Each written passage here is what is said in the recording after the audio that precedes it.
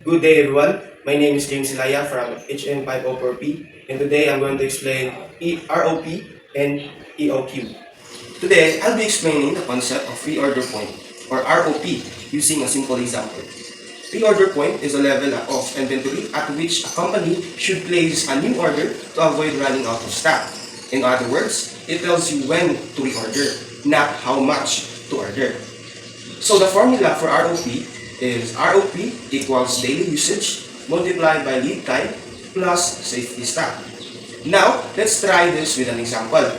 Imagine a coffee shop that uses 50 packs of coffee beans per day.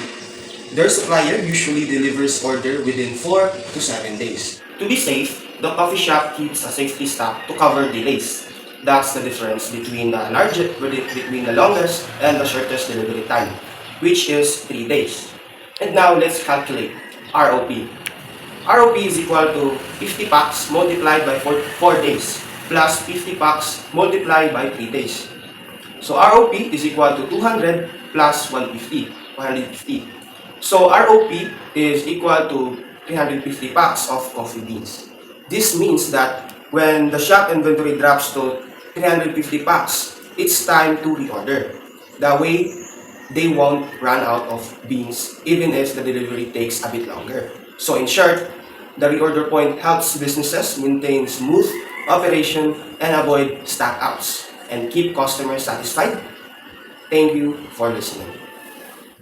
And now, I will explain economic order quantity or EOQ in the simplest way using an example about a snack shop that sells chips. And let's start with the given information.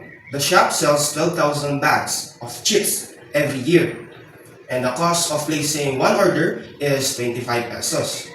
And the carrying cost per bag per year is 2.50 pesos. EOQ tells us how many items to order each time to save money using the formula. So EOQ is equal to the square root of 2ON over C. And then to substitute the value, EOQ is equal to the square root of 2 multiplied by 25 and then multiplied by 12,000 over 2.5, which is equal to 490. So the shop should order 490 bags of chips each time. This number of order per year. So to know how many times to order in 1 year, we divide the total demand by EOQ, which is 12,000 divided by 490 is equal to 25, and then 12,000 is divided into 490 is equal to 25. So they will order about 25 times each year. And next, total ordering cost. This shows how much they spend on placing orders. So 25 multiplied by 25 is equal to 625. So 25 multiplied by 25 is equal to 625. So the total ordering cost per year is 625 pesos. And next, average inventory. This is the average number of items kept in storage. So 490 divided by 2 is equal to 245. And then 490 divided by 2 is equal to 245. So the shop usually has around 245 bags in stocks. And next, total carrying cost.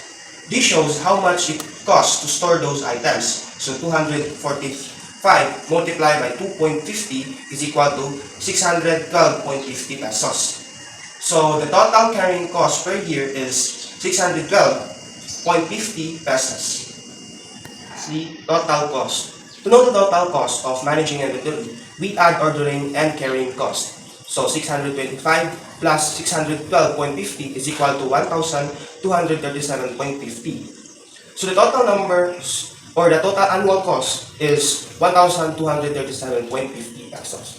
In summary, EOQ has 490 bags. Order per year is 25. Ordering cost is 625 pesos. And average inventory is 245 bags. And in the carrying cost is 612.50 pesos. And in the total cost is 1,237.50 pesos. So in short, the shop should order 490 bags each time to keep expenses low and inventory just right. not too much, not too little, and thank you for listening.